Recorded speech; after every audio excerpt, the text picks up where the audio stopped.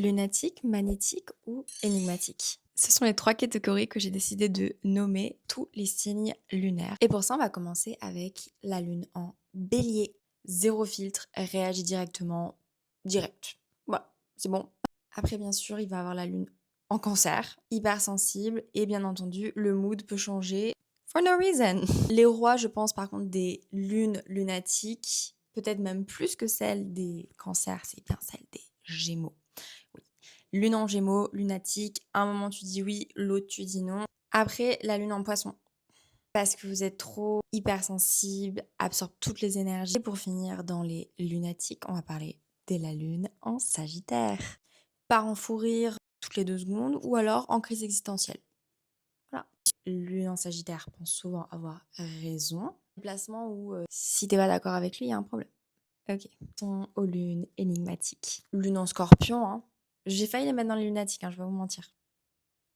Mais vous êtes quand même des gens, voilà, je pouvais pas vous mettre, vous pouvez pas tout le temps avoir le mauvais rôle. Émotions profondes, visage indescriptible, on sait pas ce que vous ressentez. Par contre, quand vous avez la haine, on le sait. Ça, on sait. Après les énigmatiques, il y a les capricornes. Bah oui. Parce que, ouais, on sait pas ce que vous ressentez. Vous savez pas ce que vous ressentez non plus. Vous ne ressentez pas. Je rigole, hein. Don't come for me.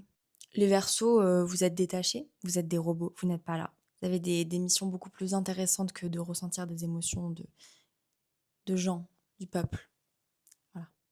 Et les Vierges, vous êtes trop stressés pour plein d'autres trucs que vous-même. Vous pouvez être dans les lunatiques. Vous pouvez être sans lunettes. Ça dépend quelle vierge tu es, parce que oui, il y a 2 vierges. Il y a. Elle est crazy, elle est pas crazy. Donc si t'es crazy, forcément t'es dans les lunatiques. Si t'es pas crazy, ben ouais, t'es énigmatique, t'es tellement focus sur autre chose et t'es tellement organisé que t'as pas le time de suranalyser ton entourage. Maintenant, les plus magnétiques, ce sont bien sûr les balances. Les lunes en balance, vous êtes tellement charmante que vous êtes magnétique. Les gens qui ont leur lune en balance, vous êtes vraiment très charmants.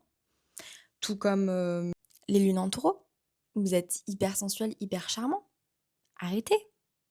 Arrêtez de nous draguer en fait. On a compris, vous êtes magnétique. Après, pour finir, du coup, magnétique, la lune en lion. Même si les lunes en lion sont souvent plus réservées que, par exemple, un autre placement, bien entendu, le soleil en lion ou même un ascendant en lion, une lune en lion, c'est beaucoup plus artistique et incompris et silencieux et en retrait, mais même en retrait, vous brillez quand même.